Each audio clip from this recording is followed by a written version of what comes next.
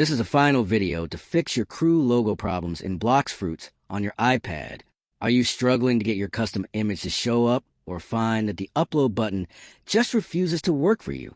This issue usually happens because the game cannot find your file or the link you provided is not formatted the right way for mobile devices. You might notice that most other guides on social media are way too long and make things feel much harder than they actually are. Rexish is here to show you that fixing this is actually very simple when you have the right information. I have 4 proven methods to solve this problem for good, and I guarantee that at least one of these will fix your logo even if your account feels totally stuck right now. You should pause this video right now to try these steps one by one as I go through the timing, or just take screenshots so you have them for later.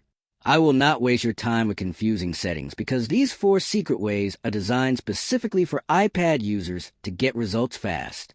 These methods are the most reliable tricks available in 2026, and they work every single time without fail. Please leave a comment below if you want to make a full step-by-step tutorial showing you exactly how to perform each of these 4 methods.